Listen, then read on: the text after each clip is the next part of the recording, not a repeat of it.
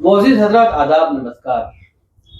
हज़रात, देश और दुनिया में सैकड़ों भाषाएँ बोली जाती हैं और ये सारी भाषाएँ सिर्फ़ और सिर्फ़ एक दूसरे की बात दूसरों तक पहुँचाने के लिए होती हैं। क्योंकि अलग-अलग खित्ते में अलग-अलग भाषाएँ बोली जाती हैं। ना भाषा का संबंध किसी मज़हब से है, ना किसी मुल्क से है। हिंदुस्तान में कई हज़ारों भाषा बोली जाती हैं। न वो भाषाओं से न किसी मज़हब का लेन-देन होता है, न किसी समाज का लेन-देन होता है। केरला और तमिलनाडु में अगर देखा जाए, तो वहाँ पर मुसलमानों को उर्दू आती नहीं, बल्कि जो लोकल लैंग्वेज है, उस लैंग्वेज से वो अपनी बातचीत का इज़हार करते हैं। लेकिन आजकल देखा ये जा रहा है कि ये समझा जा रहा है कि उर्दू सिर्फ़ और सिर्फ़ मुसलमानों की ज़बान है। हालाँकि हकीकत ये है कि उर्दू हिंदुस्तान की जन्मी हुई ज़बान है। उर्दू कई एक ज़बान की हम उसको चोचगी कह सकते हैं, लेकिन आज जिस चश्मे से उर्दू को देखा जा रहा है, वो सिर्फ़ और सिर्फ़ मुसलमान या मुसलमान की भाषा होने के चश्मे से देखा जा रहा है।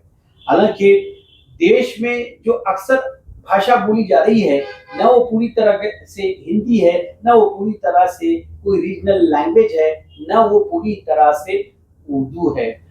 आजकल जिस तरह से बातें हो रही हैं हिंदुस्तान भर में, चाहे वो बॉलीवुड में हो या सियासत में हो या देश के किसी इलाके में हो, वहाँ पर अक्सर और बेशतर जो लैंग्वेज इस्तेमाल की जा रही है, कॉमन लैंग्वेज के तौर पर, वो है उर्दू। हालाँकि देश की ज़बान हिंदी कहा जाता है, लेकिन हिंदी के अल्फ़ाज़ बिल्कुल कम ही होते हैं, बोली जो जाती है वो है उर्दू। हाल ही में एक मामला इसी महीने में पेश ये आया कि थाने के इलाके में एक शख्स एस के श्रीवास्तव जिनका नाम है, उन्होंने इन्फॉर्मेशन एंड ब्रॉडकास्टिंग डिपार्टमेंट को एक कंप्लेंट के तौर पर लेटर लिखा, जिसमें उन्होंने ये बताया कि देश के बड़े दिग्गज चैनल जैसे कि एबीवीपी, आज तक, एनडीटीवी, जी या भारतवर्ष, ये पांचों चैनल जो अपनी लैंग्वेज का जो इस्तेमाल कर रहे हैं, उसमें मोर देन 30% उर्दू बोली जा रही है। हालांकि ये शख्स जो कंप्लेंट लेटर लिख रहे हैं, उसमें जो वर्ड इस्तेमाल कर रहे हैं, वो इस्तेमाल भी उर्दू का वर्ड है। और इनकी इस कंप्लेंट पर संज्ञान लेते हुए आईबी ने इंफॉर्मेशन एंड ब्रॉडकास्टिंग डिपार्टमेंट ने इन पांचों चैनल को पत्र लिखा कि आप इस पर संज्ञान लेते हुए अपने चैनल पर कार्रवाई करें और ये देखें कि हिंदी बोली जाए।